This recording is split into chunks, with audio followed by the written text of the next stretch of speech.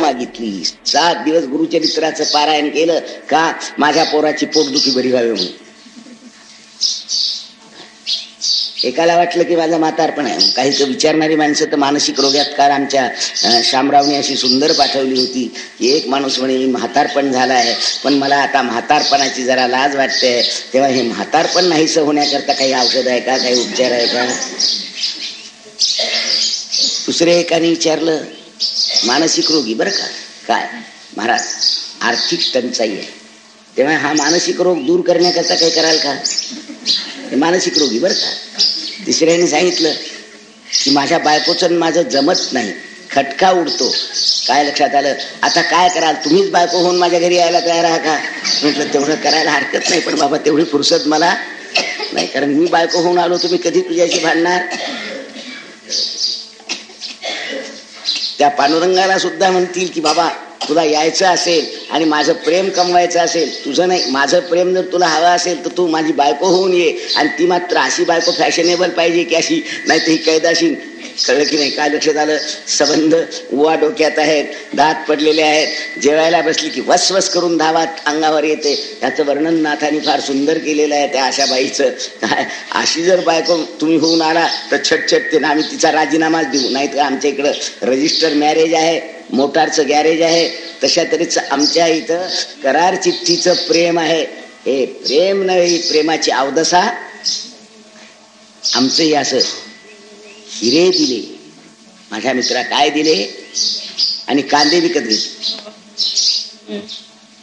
कोहिनूर हिरा दिला आणि फुटाणे विकत घेतले. त्याच्या मोबदल्यात काय घेतलं.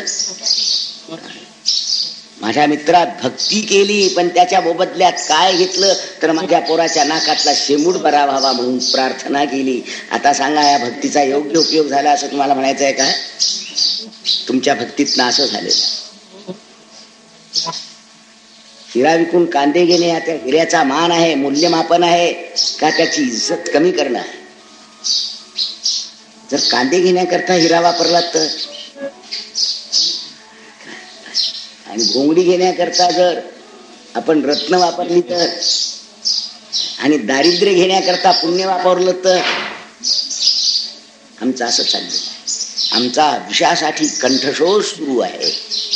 द्वेष मत्सर ह्या आमच्या असलेल्या मनोवृत्तीला उदात्त असं मानवीय वळण देणं आवश्यक आहे. हे परमार्थिकाला पहिली पायरी म्हणून कुणी शिकवलंच. तो एकदम उठला की साक्षात्कार, आणि त्याला तोही 2 मिनिटात पाहिजे की पाचलेगावकर महाराज तुमच्याकडे मी पत्र पाठवीन, मी काही करणार नाही, नुसतं बसेल आणि तिकडून तुमच्याकडे पत्र गेलं की लगेच मला साक्षात्कार झाला पाहिजे. त्याच्या पूर्वतयारीची जरूरतच ही समजूत झाली. हा समजुतीमुळे पारमार्थिक माणसाला आणि मुलांना एक प्रकारची निशा चढलेली आहे.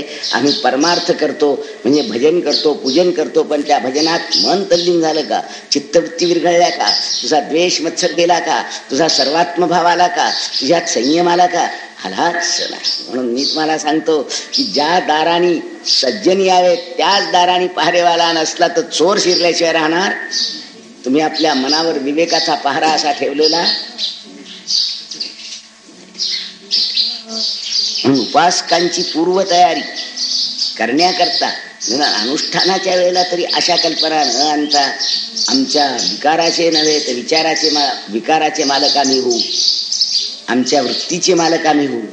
वृत्तीची मालक झाली की वृत्तीच निवृत्ती होते. निवृत्ती नावाची एक दुसरी वृत्ती असं, आणि निवृत्ती ही सुद्धा एक वृत्तीच आहे. पुन्हा लक्षात घ्या, निवृत्ती आपल्याला वाटतं की प्रवृत्ती सोडली की निवृत्ती आली. प्रवृत्ती सोडली की निवृत्ती येत नाही बाबा. निवृत्ती ही एक प्रवृत्तीच आहे, त्याच्या लक्षात येत नाही. म्हणून तू प्रवृत्ती मार्गी का निवृत्ती मार्गी, ती सगुण मार्गी का निर्गुण मार्गी, हे भांडणं सुरू होतात. आणि मग कुणी त्या निर्गुणाचे गाणे म्हणायला लागतात, आणि त्या निर्गुणाचे गाणे म्हणता म्हणता सगुणही साधत नाही. निर्गुण तर येतच, दुर्गुण मात्र येतात. सगुण नाही येत, निर्गुण नाही येत, मग काय येतात दुर्गुण. सगुण नाही, निर्गुण नाही, दुर्गुण तयार होतात. असले दुर्गुण तयार होऊ नये म्हणून माझ्या मित्रा तुम्हाला सांग की उपासनेच्या वेळेला हे येणारे व्यत्यय दूर करण्याकरता तू कधीतरी मोकळे मनाने महाराजांशी चर्चा केलीस का. म्हणून अनुष्ठानाच्या वेळेला ही आवश्यक गोष्ट आहे की तुमचे काय कमी पडतं आजच्या उपासनेत त्याकडे लक्ष देणे. महाराजांशी मोकळे मनाने माऊलीच्या आज्ञेविषयी कोणते व्यत्यय येतात, त्याची आज्ञा व्यत्यय दूर करण्याकरता काय झाली ते समजावूनच घ्यायला आमची तयारी. देवळात बसता बसता देवळाचाच अभिमान इतका झाला की शंकर आले तरी तो म्हणे देऊळ सोडून मी काही कैलासाला यायला तयार. शंकराकरता अनुष्ठान केलं, शंकर प्रसन्न झाले, पण अनुष्ठानाला वापरलेल्या देवळाची इतकी आसक्ती चढली की त्याला विचारलं, शंकराने सांगितलं चल हा मी शंकर आलोय, चल तुला कैलासाला नेतो. तो म्हणे छट, हे माझं देऊळ सोडून मी कैलासाला यायला तयार. साधकाला साधनाचाच अभिमान तयार झाला की त्याच्या इतका दुराभिमान दुसरा असू शकत. मी भजन करते, मी कीर्तन करते, मी किती शहाणी आहे, मी किती सोळी आहे, मी किती सुंदर आहे याचा अभिमान. जसा सौंदर्य हा कौतुकाचा विषय आहे, अभिमानाचा, पण त्या सौंदर्याचाच मी किती सुंदर आहे ह्याचा अभिमान होतो. आणि त्या गर्वामध्ये त्या सुंदर बायांचं सुद्धा फजगत अशी होते की कोण खरा प्रेम मला आहे तिला कळतच नाही. कारण तिला जो तो त्या सौंदर्याकडे भाळतो तिच्यावर फार प्रेम आहे असं दाखवतो. खरा प्रेम मला आहे का कृत्रिम आहे हे ओळखण्याची शक्ती सौंदर्याची दास बनलेली बाई करू शकत नाही, ओळखू शकत. हा सत्यवान आहे हे सावित्रीने ओळख. हा मृतप्राय दिसला तरी तिला जिवंत त्याला मी करील असा विश्वास असला. तिला वाटलं की हा दरिद्री आहे, राज्य गेलेलं आहे, संपत्ती जवळ नाही, आणि आता याचं आयुष्य प्रतिज्ञा तिने केली पती म्हणून, आणि नक्की कळलं लग्न झालं नव्हतं, काडीमोड करण्याचा सुद्धा प्रसंग होता. तिला विचारलं बाई तुझं कसं काय मत आहे सांग. तिने सांगितलं झालं, एकदा मनाने जरा मी पती म्हटलं, आता तो मातीत गेला तरी त्या मातीचा पती तयार करीन. आमचे माणसं सांगतील की पतीची माती तयार करण्याच्या युक्त्या आम्हाला शिकवा महाराज, मातीचा पती नाही. ही स्थिती आहे. ही स्थिती बायांची असल्याबरोबर पुरुषही तसेच. पुरुष त्या पत्नीच्या आत्म्यावर प्रेम करीत नाही, तिच्या सद्गुणावर प्रेम करीत नाही, तिच्या बाह्यांगावर कातड्यावर प्रेम करतो. आणि माझ्यावर प्रेम नसून दागिन्यावर आणि कातड्यावरचं प्रेम माझा नवरा करतो ह्याच्यात बायकोला भूषण वाटतं. तिला तिरस्कार वाटला पाहिजे की पतिराज तुम्ही या कातड्यावर प्रेम करण्यापेक्षा माझ्या अंतःकरणावर प्रेम करा, आत्म्यावर करा. तुमचा आणि माझा आत्मा एकच आहे, आपण एक होऊ. अशा प्रेमाचा आजच्या प्रेमामध्ये कुठं पताच.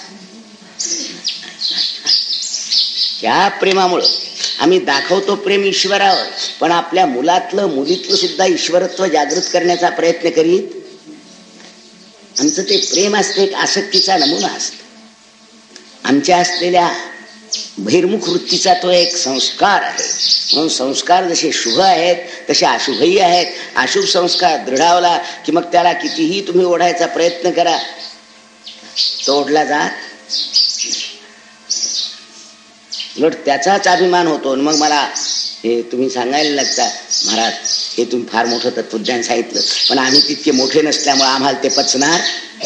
मात्र बासुंदी खाऊ घाला, पचणार नाही. मला माहित आहे पचणार नाही. हिंगाष्टक चूर्ण आहे तर फुटसाल्ट घ्यावं लागतं, पण ते औषध मात्र अगदी पौष्टिकच औषध द्या. कडून असलं पाहिजे, गोड असलं पाहिजे. म्हणून ॲलोपॅथीपेक्षा होमिओपॅथी मला जास्त आवडते, कारण त्याची सगळी औषधं पेपरमीठ खाल्ल्यासारखी सबंध अशी गोड असतात. मी सांगितलं डॉक्टर असावा तर असा कसा गोड औषध देणार. हे असे कडू औषध फिनाईन पाजणारे डॉक्टर मला परमार्थिकाला असं वाटतं की गुरु असावा तर असं सोपा. त्याने सांगितलं पाहिजे चैनीत राहा, काम वासनेची तृप्ती कर, काम करता करता मर, कारण कामच ईश्वर आहे. अशा तऱ्हेचा सांगणारा जर साधू असला तर आमच्या बायांना फार लवकर ते सिग्मंड फ्राईडचं मत असतो आपल्या नावाने घुसडतो आणि सांगतो की परमार्थकामध्ये कामवासनेचं प्रेम आणि आध्यात्मिक प्रेम हे दोन्ही एकाच प्रेमाच्या शुद्ध जाती आहेत. असे साधू तुम्हाला फार परवडतात. आणि तो तुम्हाला काही करायला सांगतच नाही. तो म्हणतो अधिक फॅशन कर, देवाचं ध्यान करण्याच्या ऐवजी कातड्याचं ध्यान कर. तू आत्म्याचं ध्यान करण्याच्या ऐवजी असलेल्या तुझ्या संस्काराच्या प्रेमाच्या आसक्तीचं ध्यान कर. ही प्रवृत्ती जशी वाढत जाते तसतसा परमार्थ दूर पळाल्याशिवाय राहत नाही. मग तिळे जवळ येतात, माळा जवळ येतो, तंबोरा जवळ येतो, विना जवळ येतो, पण आमच्या अंतःकरणातला विना वाजण्याला सुरुवातच होत. आजचा हा संदेश लक्षात ठेवा. रोज आपण जो वेळ मिळेल, अनुष्ठान आटोपल्यानंतरचा जो वेळ मिळेल, तो त्यातल्या त्यात साधकांनी माझ्याजवळ बसावं. 2 दिवस मोकळे वेळ आहेत, समजवून घ्यावं, त्यांच्या शंका विचाराव्यात, अडचणी विचाराव्यात. व्यवहार म्हटला की अडचणी आल्या, त्या अडचणीतनं मार्ग कसा काढायचा हे काम निर्गुण पादुकांचं आहे. अडचणीच नाहीत असं नाही, दुर्वासनाच नाहीत असं नाही. वासना दुर्वासना इतक्या वाईट आहेत की त्या कधी सज्जनतेचं सोंग घेऊन आम्हाला फसवतील याचा नियम. म्हणून त्या फसल्या जाणारं वासनेचं सात्विक रूप कोणतं, असात्विक रूप कोणतं, उन्नत करणारं कोणतं, अवनत करणारं कोणतं हे आपल्याला कळणं आवश्यक. ही गोष्ट आपण समजवून घेतो का कधी? नाही. ती घ्या. आत्ता मी तुम्हाला ह्याच करता हे विवेचन केलं. आता ह्यावर मी सांगतो तशा पद्धतीच्या ज्या पुण्याच्या नावाने पाप, धर्माच्या नावाने अधर्म, पूजेच्या नावाने पूजेचा घात आणि परमार्थाच्या सोंगाखाली आत्मनिश्चयाचा घात होऊन वासनांच्या नव्हे तर दुर्वासनांची परिपुष्टी, ही जी विकृती होत चाललेली आहे ती काढून टाकायची असेल तर आपल्या हृदयाचं शुद्ध आणि स्पष्ट आविष्करण करणं आवश्यक आहे. या दृष्टीने तुम्ही आता मोकळे मनाने 5-10 मिनिटं माझ्याशी बोला, चर्चा करा. मी आत्ता सांगितलेला विषय समजला का? दार उघडी आहे, पण सावा करता का चोरा करता एवढाच काय तो प्रश्न. आमच्या दरवाज्यातनं कोणीही शिरू शकतो. म्हणून त्यावर आत्मनिष्ठ विवेकाचा पहारा ठेवायला. विवेक याचा अर्थ आहे निवडणे. पण निवडणुकीत काय वाईट सुद्धा निवडणूक. म्हणून आत्मनिष्ठ विवेकात ही गडबड होत. आजचा एक सायन्सवेत्ता संशोधन करताना निवडच करतो, पण त्याच्या निवडीचा हेतू आत्मनिष्ठ असतो काय? त्याचा निवडीचा हेतू बाह्य पदार्थाच्या घटनेच्या गुणाचं विश्लेषण करणे एवढा असतो. आत्म्याच्या अंतर्गत शक्तीचं विश्लेषण करून चैतन्याशी तादात्म्य होण्याचा हेतूच त्याच्या डोक्यात असत नाही. म्हणून तसा हेतू तुमच्यातला जागृत व्हावा अशी माझ्या मनाची इच्छा आहे. आणि त्या दृष्टीने आता तुम्ही मोकळे मनाने मला शंका विचारा. बोला, बोला हो, बोला हो, सर्व सभ्य बोला. एखादी मोठी व्यक्ती समोर बघितल्याबरोबर आपल्या मनाला जरा निराश वाटते. मग एखादी व्यक्तीच्या सहवासात गेल्याबरोबर वासनेवर लक्ष होऊन काय होतं? कोणाला वाटतं? मला स्वतःला. पण तुम्ही कोण? मी स्वतःच. हो म्हणजे कोण? स्वतः या शब्दाने तुम्ही कोण हा बोध होईल का? तुमच्यामध्ये 2 तुम्ही आहे. एक आमच्यावर संस्कार बाह्य परिस्थितीचे झालेला मी, आणि या संस्काराने न तयार झालेलं विशुद्ध मन असलेला तो आत्मनिष्ठ मी. त्यापैकी तुम्हाला हे असं वाटतं ते कोणत्या मनाने वाटतं? एखाद्या वेळेला बेगड पाहिलं तर सोन्यापेक्षा अधिक जवळचं मुलांना वाटायला पद्धतशीर उत्तर देता येणार नाही, कठीण आहे. पण आता आपल्याला आपण मन आपलं म्हणत असताना 2 मनाच्या जाती, एक विकारवश मन आणि एक चिंतनशील आत्मनिष्ठ मन. त्यापैकी कोणत्या मनातनं तुम्ही त्या माणसाकडे पाहिलं? कधी पाहिलंच नाही. जसं आम्हाला चिंतनशील मन ते होण्याकरताच तर अभ्यास पाहिजे. अभ्यास आणि चिंतनशीलता हा परिपाक आहे. तुम्ही पहिल्यांदा चिंतनशीलता घ्यायला लागतात. कसं जमेल? मन चिंतनशील करायला पाहिजे, मग बरोबर आहे. मग काय होईल म्हणा एकदा. पाहू नये ते दिठीची गाळी. म्हणा ना एकदा. पाहू नये ते दिठीची गाळी, अर्वाच्य ते टाळी जिभची गा. सर्व इंद्रियाचे नी अंगणी विवेक करी राबणी. विवेकाचा पहारा अंगणात प्रत्येक अवयवाच्या जर बसलेला असेल तर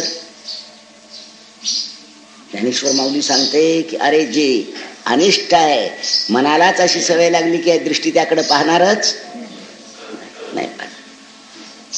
दृष्टी त्याच्याकडे पाहणार. म्हणा काय म्हणाल? सर्व इंद्रियाचे नी अंगणी विवेक करी राबणी. आता आमच्या अंगणात विवेकाला पहारेकरी बनवण्याची तयारी आम्ही आपल्या मनाची ठेवली काय? त्यामुळे एखादा ढोंगी मनुष्य पाहून सुद्धा तुम्हाला आकर्षण वाटेल की याच्या सहवासात फार बरं वाटतं. असं मनुष्याच्या संस्कारामुळे वाटत. तेव्हा मनाला खरोखरच प्रसन्नता येते का विकाराच्या भरात तसं वाटतं हे कळलं पाहिजे. ह्या पोरांनी मला परवा सांगितलं की मला हे संबंध फिरायला जाताना वृक्ष वाटतं. मग काय वाटतं? तर एक सुंदर मुलगी तारुण्याने मुसमुसलेली अशी जर आम्ही दोघेही जण बोलायला गेलो तर मला दुसरं काही नको, तिच्या सहवासातलं बोलणं सुद्धा आनंददायक वाटायला. असं मला अगदी नाशी फडक्याशी मी बोलत असताना त्याने मला सांगितलं की असं मनापासूनच वाटतं. त्याला काय करायला म्हणे महाराज, मी काय ढोंग करीत. आता तिच्या सहवासात त्याला आनंद वाटला. आणि एखादी जर इंदू बिंदू कुब्जा मब्जा अशी असती तर समजा नाक तिरपट आहे, डोळे असे झालेले आहेत, ओठ असे आहेत, आणि अशी तरुणी जा फिरायला घेऊन त्याला आनंद वाटतो का दुःख? ते पहा. तेव्हा जशी मनस्थिती असेल तशा त्या माणसाच्या सहवासात दुःख वा आनंद, बरं वा वाईट, समाधान वा असमाधान असं वाटायला. हे कशामुळे होतं? बाह्य संस्कारामुळे. पण जे संस्कार बाहेरचे टाळून अंतर्मुख दृष्टीने जिथं बसल्याबरोबर सहज प्रसन्नता उत्पन्न होते तसं सुजलांच प्रसन्नंच सज्जनानां मनोयथा. त्या मानसरोवरातील मानसरोवरातील पुष्पांच्या मध्ये रममान होणारा तो भृंग, त्याला तो अभिजात आनंद त्याच्यातला वाटतो. कशातला? त्या परागातला. तुम्हाला तो परागातला आनंद घेण्याची सवय, ही सवय झाली. आणि मग तुम्हाला जर वाटलं, काय वाटलं? ह्या सहवासाने प्रसन्न फार चांगली आहे. पण ते मन तयार झालंय की नाही हे पाहिलं पाहिजे की नाही. ते तयार न झालंच काय होईल की ढोंगी सुद्धा साधू वाटायला लागेल.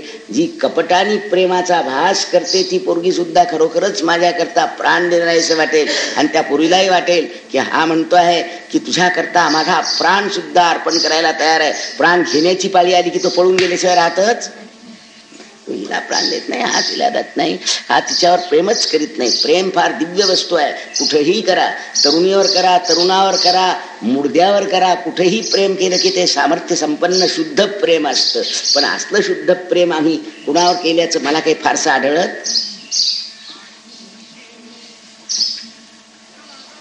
अगदी बिब्याच्या रंगाचा नवरा जर आणून दिला तर कोणत्या मुलीला आवडेल असं मला काही वाटत. त्यांची दृष्टीमुळे सौंदर्याच्या बाह्यांगाकडे आहे.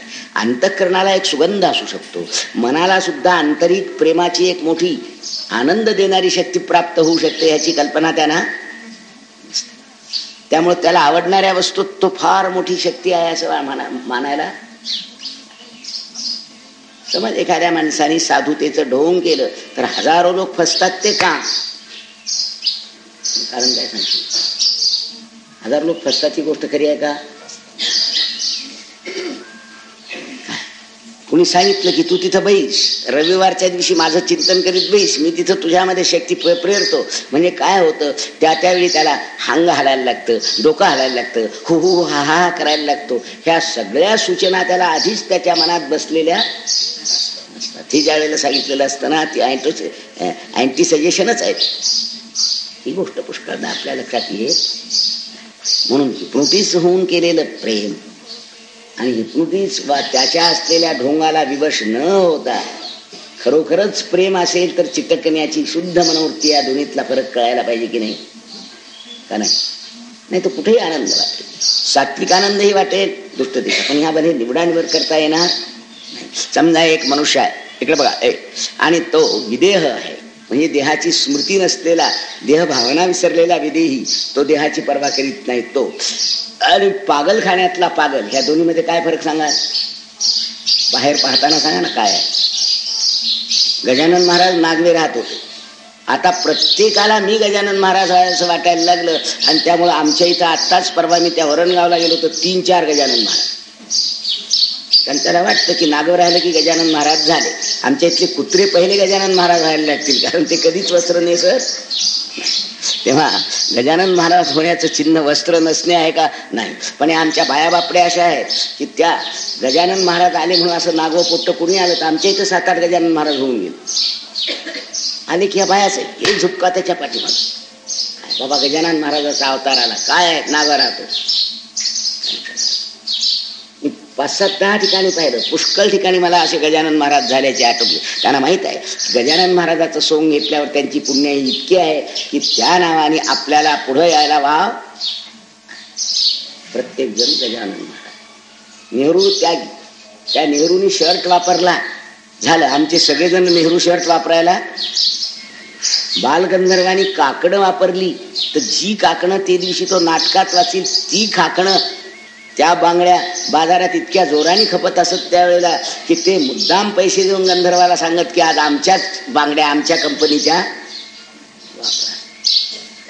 त्याला सामूहिक वशीकृतता म्हणतात, सामूहिक भ्रम म्हणतात, सामूहिक मोहिनी म्हणतात. अशा अनेक विध मोहिनीमध्ये मनुष्य गुंगत असतो आणि त्यात परमार्थाची का अशी मोहिनी तयार झाली, परमार्थ निघून गेला तर त्या मोहिनीच्या गुंगीनं प्रत्यक्ष परमार्थ आला तरी तो त्याला पचणार.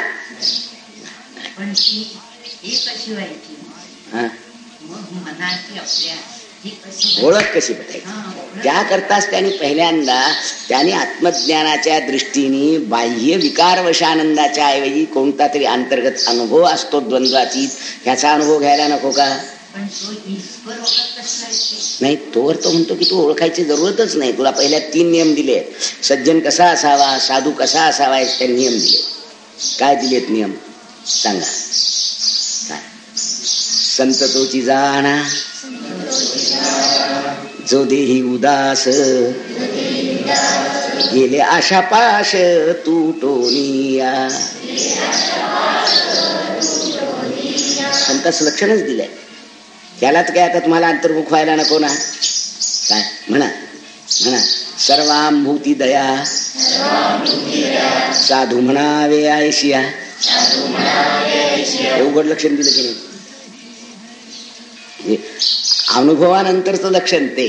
आणि बाह्यांगाने शिरकाव करण्याकरता पहिलं लक्षण कोणतं ना? सर्वांभूती दया, देहाविषयी साधन भाव,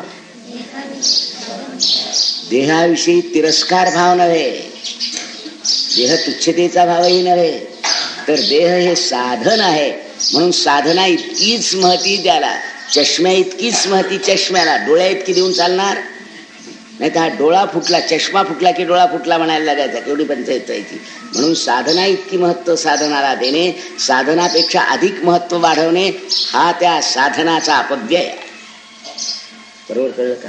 सांगा. तुम्हाला विचारलं साधू कशाला म्हणावं, त्यावेळेला हे मी सांगत नाही बरं, तुकाराम महाराजांनी साधूची लक्षणं सांगताना सांगितलेलं आहे. काय म्हणा? संत तोची जाणा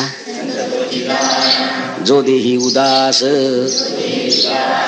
गेले आशा पाश तुटोनिया. तो जे जे कर्म करी ते नैव किंचित करोमी ती युक्तो मन्येत तत्त्वविद. पश्यन् शृण्वन् स्पृशन् जिग्रन् अश्नन् गच्छन् स्वपन् श्वसन् प्रलपन् विसृजन् गृह्णन् उन्मिषन् निमिषन्नपि, ही सारी कर्म ज्याची आत्मनिष्ठ होतात त्याचं नाव म्हणा. जग ब्रह्म रूप जाणे ऐसी साधूंची लक्षणे.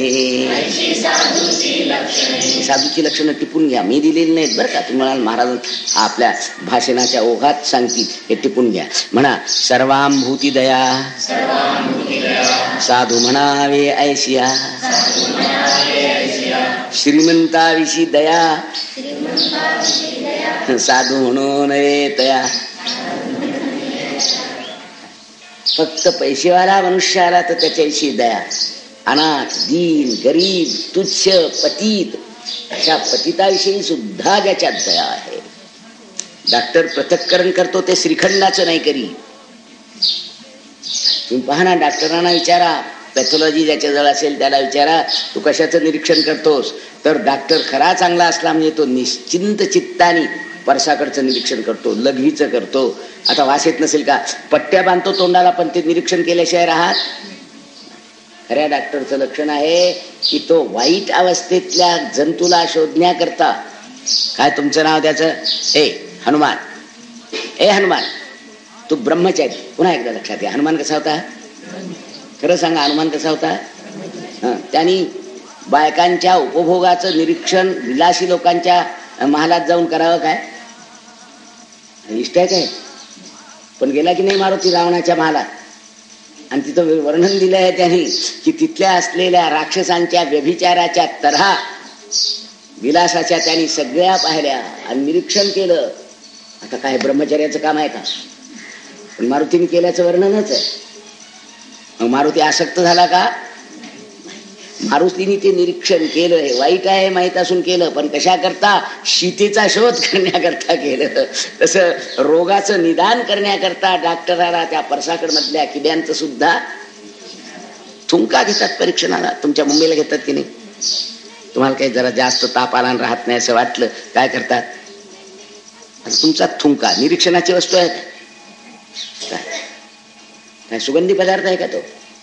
लघवी पहिल्यांदा तपासतात. लघवी तुमची अगदी ब्राह्मणाची लघवी म्हणजे अत्तरासारखी सुगंधी असते असं काही आहे काय?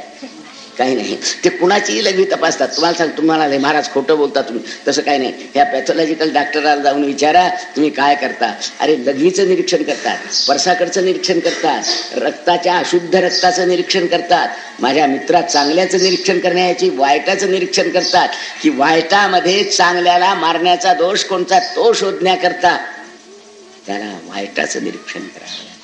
साधू निरीक्षण करतो तो पतिताचं करतो, पाप्याचं करतो. कारण या पाप्यातल्या परसाकडपेक्षा घाणेरड्या असलेल्या मनोवृत्तीला सुद्धा वाड्या कोळ्याचा वाल्मिक ऋषी करण्याकरता या पापाचंही निरीक्षण केल्याशिवाय गत्यंतर. म्हणा एकदा, सर्वांभूती दया ह्या टिपून साधू म्हणावे ऐशिया, जग ब्रह्म रूप जाणे. जग म्हणजे दुनिया का असं म्हणतच नाही. मुझे क्या काम दुनिया से, मेरा सिरी की रस्न प्यारा है. तुम्ही हे गाणं म्हणायला सुरुवात केली. कोणती? मुझे क्या काम दुनिया से. दुनिया सोडून गेली तर भूतदया कुठे येईल? दुनिया मरून गेली तर त्याग कुणाकरता करा? दुनिया नष्ट झाली तर पतिताला पावन करण्याची प्रक्रिया घडेल कशी? दुनियाच नष्ट झाली तर पतित नाही, पावन करणारे नाहीत. म्हणून इंग्रजांनी सांगितलं पतित करण्याचं काम आमचं, पावन करण्याचं काम तुमचं. अशी वाटणी केली. इंग्रजांनी आम्हाला काय सांगितलं की तुम्ही काय करा, रोग उत्पन्न आम्ही करतो, दवाखाने तुम्ही काढा. बरोबर कळलं का? दारिद्र्य आम्ही उत्पन्न करतो, भीक तुम्ही घाला. कारण दरिद्र्याला भीक घालणं हे पुण्य आहे की नाही? म्हणजे दरिद्री पाहिजेत की नाही? दवाखाने कुणाकरता काढायचे? म्हणजे रोगी असले पाहिजे की नाही? म्हणून डॉक्टरनी प्रार्थना केली की पहिल्यांदा दवाखाना जोरात वाढव. हे कळलं का तुम्हाला?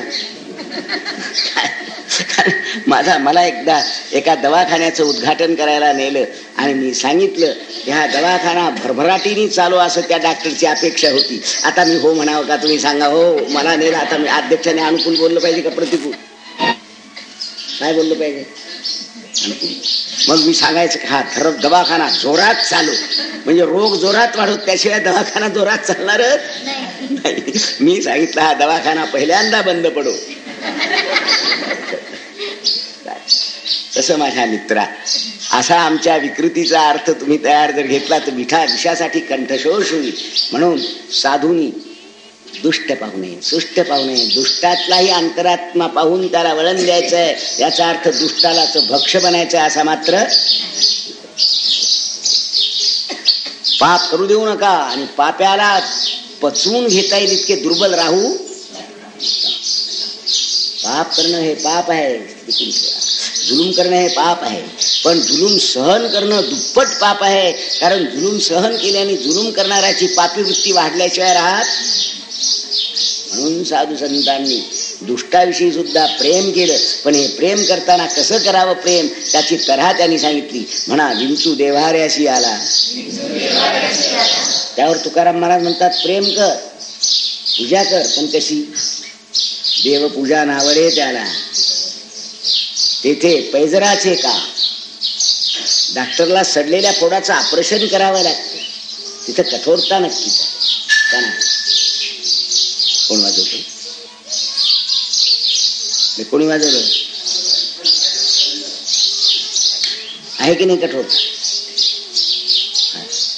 कापावं लागणार. माणसाला कापणं चांगलं आहे का? मग डॉक्टर काय करतो?